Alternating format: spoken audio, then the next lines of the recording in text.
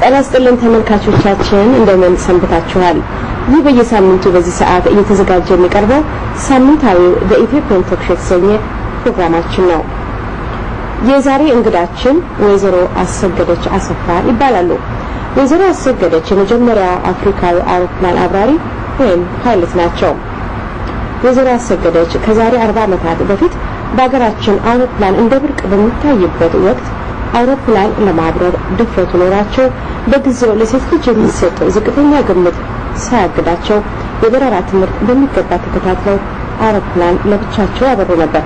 ይህን የበረራ ሙያ የተማሩት ከ40 ዓመታት በፊት ቢሆንም ትዝታዎቻቸው እስከዛሬ አብረዋቸው ይኖራሉ። እኛም ትዝታዎቻቸውን ለእናንተ ለተመልካች እንዲያጫውቱ እዚህ ስቱዲዮአችን ጋብዘናቸዋል። ወይዘሮ አሰገደች እንኳን ደህና መጡ። እንኳን ደህና ቆያችሁ። አመሰግናለሁ ስለጋበዛችሁ። በእውነት ጥሪያችንን አክብረው እዚህ ድረስ በመምጣቱ በራሴና በተመልካች ስም እጅግ በጣም አመሰግናለሁ። እንግዲህ ያው በመግቢያ ላይ እንደገለጽኩት እርስዎም እዚህ እንዲመጡ ዋና የፈለኩበት ምክንያት ያው ከዚህ በፊት የዛሬ ከ40 ዓመታት በፊት ሲያደርጉ የነበረውን እንደሙያ በጣም ብዙ ተመልካችም ሊሰማና ሊያውቁ ይፈልጋል እርግጠኛ ነኝ። እንደዚህ ዝርዝር እስከ መግባታችን በፊት እንደው መቼ ነበር አውሮፕላን ያበሩ የነበረው? እንደው ጊዜውና አካባቢው ከ40 ዓመት በፊት ነው። ከ40 ዓመት በፊት ነው። አዎ ቀኑ የተጻፈበት ሎግ ቡክም ነበር ብቻ ስለለም ቀርቷል። ይጨምራል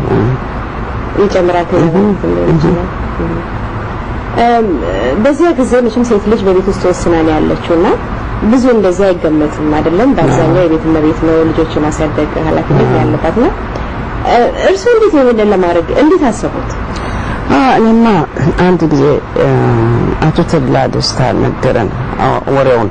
እሺ በተለይ የተቋቋመ ኢትዮጵያን ኤርላይንስ ያቋቋመው ክለብ እሺ አለና ሲቪሊያን መማር ይችላል። እሺ ማንም ቢሆን ገንዘብ እየተከፈለ ነው። ታዲያ ብዙ ሆነን ነበር የምናወራው። እገባለሁ አልኩ። ሰው ሁሉ ተያየ። ማመን አቃታቸው። በኋላ በቃ በእንትን በጊዜው ሰማሁና ሄድኩና ጀመርኩ። ሌሎችም ነበሩ። ይሄ ከዝኔ ደጃዝማች ዳንኤልም ነገርኩትና መጣ። ሌሎችም ነበሩ። ክፍሌ እንቆስላሴም ነበር። ሌሎች ኢትዮጵያኖች ብዙ ነበሩ። እና ጀመርን መብረር። እንግዲህ ብዙ ጊዜ ከሰው ጋር ነው የምንበረው፣ ከፓይለቱ ጋር፣ ከአስተማሪው ጋር ስንበር የተወሰነ ቦታ ነው። ዋናው ነገር ማሳረፍ እና ማስነሳቱ ነው። ከዛ በኋላ መብረሩ ምንም አያስቸግርም። እና አንድ ጊዜ ተለማመድኩት። ብዙ በጣም ፍቅር ያዘኝ። እንደው ላይ ሆኜ መሬቱን ሳይ በጣም ነው ደስ የሚለው። በኋላ ብዙ ጊዜ እንደዚህ ተመራጭን ከበረርን በኋላ እንግዲህ ለብቻ እንድበር ፈተና ተሰጠኝ እና ኮሎኔል ሮቢንሰን የሚባል አሜሪካን ፓይለት ነበር። ከዚህ ሀገር እንደዚህ ቮለንተሪ ሄደው ሳይቀጠር በጣም የኢትዮጵያ ፍቅር ነበረው ሰውዬው። እንደውም በእናቴ በኩል የኢትዮጵያን ዘር ነበረ አንሰስተር። በኋላ እሱ ሄደ ዋና ነበር የብዙዎች ፓይለቶች እና ሰርቷል። ኤርላይንስን አስተምሯል። እና እንግዲህ ካፕቴን ሚሼል የሚባል ስላቭ ከአንድ ስላቭ ሀገር ነው። እሱ ነው በብዛት ያስተማረኝ ካፕቴን ሚሼል እና ሌሎች ሁሉ። በኋላ ኮሎኔል ሮቢንሰን እንግዲህ ለብቻ ሶሎ ለመብረር ለሱ ፍተሻ ነው የምንለቀቀው እና መጣና 1 2 3 ጊዜ በረር። እንደውም አንድ ጊዜ በቃ ከኋላዬ ነው እሱ የሚቀመጠው እና ትንሽ አንድ ቀን 2 ቀን እንቅልፍ ይዞት ተሰማኝ። አንድ ቀን ይሄ ፍላፕሱ ትንሽ ኃይለኛ ሆነብኝና ኮሎኔል ሮቢንሰን ብዬ ጠራሁት እንዲያግዘኝ። ሁሉ ጊዜ የሚሰራ ነገር ነው። እሺ እንዴት ነው የሚተኛል ብዬ ገርመኛል። በጣም ገርመኝ ነበር። በዛ ጊዜ ቤተሰብ ለመሆኑ እንደው ምን አለ? ቤተሰብ በሙሉ ተጣልቶኛል። እዛን ያህል ነው። በቃ አልተውሽም ትቻለሁ። ደግሞ ዝም ብዬ ውሸት ያን ጊዜ ነው የተጠቀምኩበት። ትቻለሁ እያልኩኝ የተደበቅኩ ሄዳለሁ። እንግዲህ ማለዳ ነው ደግሞ የሚካሄደው። በጣም ሄዳለሁ። በኋላ በቃ መብረሪያ ሶሎ መለቀቂያ የደረሰ ኮሎኔል ሮቢንሰን ፍተሻ ያደረገ። ጥቂት ጊዜ ከኔ ጋር በረረና እንግዲህ ሶሎ መብረር ትችላለች አለ። ከዛ በኋላ ብዙ ጊዜ በረርኩኝ እና ግን በአንድ ዘመዴ ትልቅ ሰው ናቸው፣ ትልቅ ሴት ናቸው በእድሜ እና እንደውም አልተዎችም ሰምቻለሁና በቄስ አስገዝታታለሁ ብለው መናገራቸውን ነገሩኝ ዘመዶች። እኔ ደግሞ ትቻለሁ እያልኩ አወራ ነበር። በኋላ ቄሱ እዛው እኛ ቤት የሚኖሩ ናቸው። አስጠራሁና ባኮ እንዳይገዙትኝ እኔ ተዋለሁ፣ ትቻለሁ። ትተዋለሽ? አዎ ተዋለሁ። በቃ በዚህ ተለያየን። ቀጠልኩ። ቀጠሉ ተደብቀው ማለት ነው። አዎ አሁን ቤተሰቦቹ መቼም እንደው አደጋውን ፈርተው ነው እንደውስ ለሴት ልጅ እንደው አግባብ አይደለም አይደለም፣ አደጋውን ነው የሚፈሩት። አደጋውን ነው የሚፈሩት። ገባኝ። ምን አይነት አውሮፕላን ነበር የሚያበሩት? እንትን ነበር ኤል5 ደግሞ ቁጥማሪ ነበር። ኤል5 የምትባለው ሳፊር እንደዚህ ነበር። እርሱ የመጀመሪያ እንግዲህ ኢትዮጵያዊ ሴት አብራሪ ነው።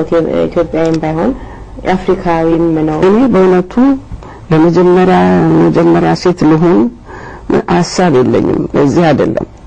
እኔ ዋና ወዳለሁ፣ ፈረስ ግልቢያ ወዳለሁ፣ ኢላማ መተኮስ ወዳለሁ። ደግሞ ትልቅ ከሆንኩም በኋላ የሚያሳፍረኝ ገመድ ዝላይ ወድ ነበር በጣም። እንዲህ ያለ ነገር ወዳለሁ። ታይገር ሞት ነው የምትባለው አይሮፕላናችን በብዛት የበረርኩባት። እና እንደዚህ ለመሰለኝ እንጂ ሴቶች መጀመሪያ ነው ሁሉ በፍጹም በቃ። በተለይ በጣም እኔ ቻልኩት ምን ነበር ታውቃለሽ?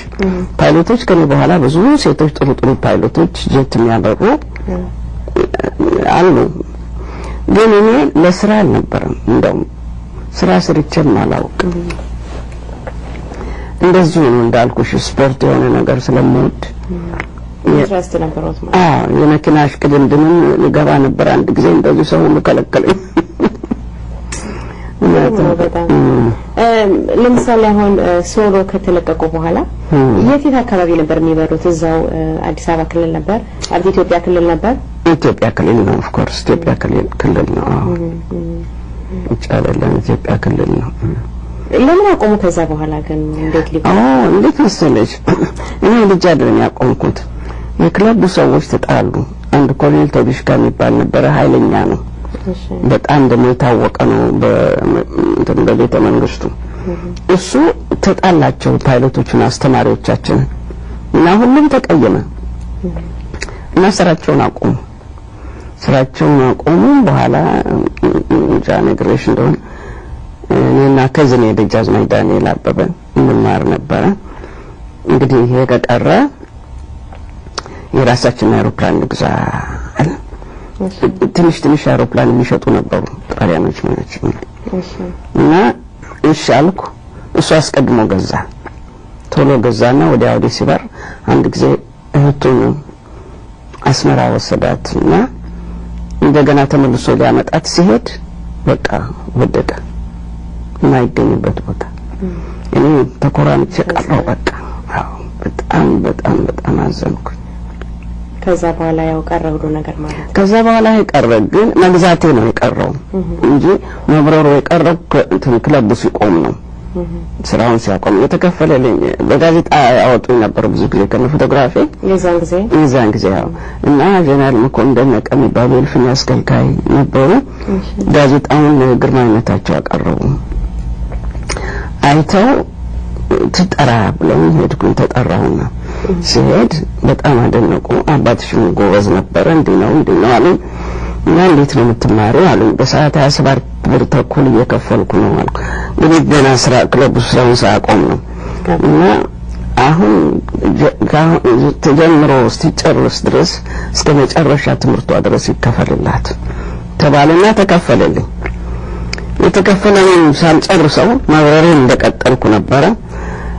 ተጠቅሜበት ሳልቅ ስራውን አቆም አይደለም ተጣልተው እርስ በርሳቸው አቆሙ። ያን የተረፈውን ገንዘብ ማን እንደወሰደው አላውቅም። ያው ሁሉ ነገር ሳያልቅ ተቋረጠ ማለት ነገር አውሮፕላን ገዛ ነበር ብለው አሉ። እንደው በዛ ጊዜ አሁን ራሱ አንድ ሰው አውሮፕላን ለመግዛት ሲያስብ ትንሽ ከባድ እንደሆነ ገንዘቡ ይታወቃል አይደልና እንዴት ነበር የዛን ጊዜስ? መቼም በጣም ስለፈለጉት ነው እንጂ ውድ ነው የሚሆነው አይደለም? ውድ ነው ግን አነስተኛ ትንሽ አውሮፕላን ነው። እሺ ትንሽ አውሮፕላን የሚሸጡ ነበሩ ጣሊያኖቹ ናቸው። ከነሱ አንዱ ነው ወንድሜ ዳንኤል የገዛው። ዳንኤል ከዝኔ ነው። እሺ እርሶ እንግዲህ በዛ ጊዜ አሁን ሆሊውድ ውስጥ ያሉ ሰዎች እንደሚያስቡት ነበር የሚያስቡት ማለት ነው? እንዴት? አሁን ነው አውሮፕላን ሰዎች በግላቸው የሚገዙት። መቼም አሁን የዛን ጊዜ ብዙ የተለመደ አይደለም እንዴ? የተለመደ አይደለም እንግዲህ የሚሸጥ ቢሆን ነው። ዳኒ ገዛ እኮ ከኔ በፊት እሱ እንደገዛ በቃ አየሩ መጥፎ ነው አትሄድ ብለው ሲሉት ነበር ደፍሮ ሄደው ጠፋ በቃ። ወይዘሮ አሰገደች ውጭ ሀገር ከወጡ መቼም ቆይተዋል አይደለም? በጣም እና እንደው ውጭ ሀገር ከሄዱ በኋላ ቅርታ አድርግልኝና የተወለድሽም አይመስልኝም የስወጣ እውነቴን ቆይተዋል ማለት ነው እኮ 35 ዓመቴ እሱ እንኳን ተወልጄ ነበር። ኧረ እባክሽ አትመስይም ምን ላድርግ። እና ምንድነው እርሶ 69 ነው የወጣሁት በ69 ጁላይ 22 አረሳው። እና ያው ፈረንጅ ሀገር ሲሄዱ እንግዲህ እርሶ መቼም ሁሉ ነገር የተመቻቸ ነው አይደለም? አውሮፕላን ለማብረርም ለመማርም እና ለመሳሰሉት እንደው አሰቡንም ሆኑ ከወጡ በኋላ እንዴት ነው ለመማር? እንዴት ምልሽ አስተማሪ ተገኝቶ ምን ሆኖ ስትወጪ ነው እንጂ እንዲሁ ወጥቼ እንደ መንገደኛ ሆኜ መማር አይደለም። ብቻ እንጆይ ያረኩት ምልሽ እኔም ባልነዳ በጣም ብዙ ሀገር ነው የዞርኩት።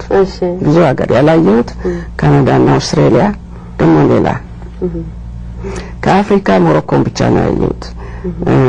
ሌላውን ሱዳን ምን ግብጽ ስመለስ ብዬ አስቤ ነበር ሳልመለስ ቀረሁ። ጥሩ ልምድ ነው በእውነት ጥሩ ልምድ ነው። በየቦታው በየሀገሩ መቼም በየሀገሩ ከእያንዳንዱ ሀገር 7-8 ከተማ አይቻለሁ። ጣሊያን፣ ፈረንሳይ፣ እንግሊዝ ብዙ ቦታ ነው ያየሁት። ብዙ ትልቅ ነገር ነው። ብዙ ሀገር አሁን እዚህ ሀገር 11 የሚሆን ሀገር ነው ያየሁት። ከዛ ከእያንዳንዱ ብዙ ከተማዎች አይቻለሁ። አሁን እንግዲህ ሁላችንም በስደት ላይ ነው መቼም ያለነውና እንደው በጨዋታም ቢሆን እርሶ እዚህ ሀገር ላሉ ሰዎች እንደው የአውሮፕላን ማብረር ችሎታዎትን ከዚህ ቀደም አውሮፕላን ማብረር ሞክረው እንደነበረ እና የመሳሰሉት እንደው በጨዋታ ሲያነሱ ምን ያላሉ የዚህ ሀገር ሰዎች? አሜሪካኖችም ሆነ ሌላችም ምክንያቱም በአሁኑ ጊዜ ብዙ ጊዜ የኛ አገር መቼም በችግር በረሃብ ነው የሚያውቁንና እንደዚህ አይነት ግን ላይፍ ስታይል እንደነበረ ራሱ ማወቃቸው ያስገርማቸው እንደሆነ ብዬ ለዚህ ነው የጠየቁት። አምንም እንደውም ፎቶግራፊን አሳያቸዋለሁ አንዳንዶቹ አብረን ያለነው ነው እንጂ እኔ ስራዬ ብዬ አላወራም። አብረን ካለነው በቅርብ ደግሞ ፎቶግራፊ ግድግዳ ላይ አለ። እሱን ሲያዩ አምንም እንዴት ሊሆን ይችላል አምንም ይላሉ። ግን ምንሽ እኔ እንደው ስራዬ ብዬ አላወራም። በቂ ምንሽ ከፍ ያለ አውሮፕላን አልነዳሁም። ብቻ መብረር ደስ ይለኛል። መብረር በጣም ነው የሚወደደው። ብትጀምሪው በጣም የሚወደድ ነገር እንደሱ ሲሆን በጣም ይወደዳል። አሁን እንደው ሲያስቡት ምን ይላሉ? እንደው የዛን ጊዜ እንደው ድፍረቱን እንደዛ ለማድረግ ማሰቡን ራሱ እንደው ምን ይላሉ? እንደው ምንም አይገርመኝም። እንደነገርኩሽ ብዙ የስፖርት ነገር ወዳለሁ። ፈረስ በኃይለኛ ፈረስ ጋልባለሁ። ዋና ወዳለሁ በጣም በኢላማ ተኩስ አንደኛነት ተመርቄያለሁ። ብዙ ጊዜ ተሸልሜያለሁ። እና መሳሪያ የጦር መሳሪያ ብዙ ቤት የነበረኝ M1 መትረየስ፣ ጠመንጃ፣ ሽጉጦች ብዙ ፕሎቨር ምናምን ሁሉ ነበር ሰው እየሰጠኝ።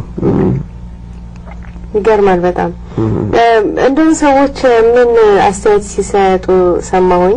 ወይዘሮ አሰገደች አሁን እንዳሉ የሆሊውድ ሰዎች ነበሩ በዛ ጊዜ የሚታዩት ሲሉ ሰማውና እንዴት ነበር ኑሮ የዛን ጊዜ? እስቲ ትንሽ አጫውቱን። እሱ ምንም ፕሮብሌም የለም እግዚአብሔር ይመስገን ምንም ፕሮብሌም የለም ያው ከእናት አባቴ የወረስኩት ንብረት አለ እሺ እንዳልኩሽ እሱንም ሰው ነው የሚያስተዳድርልኝ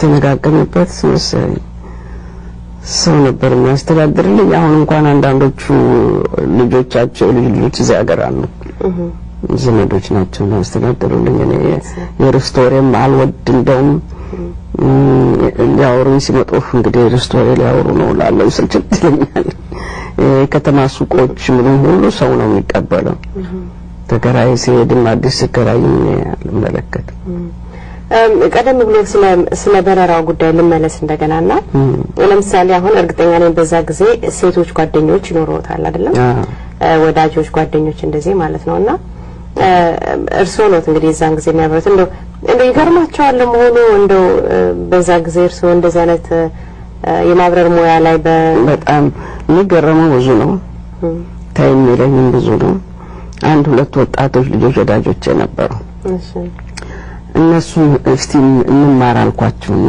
ሄድን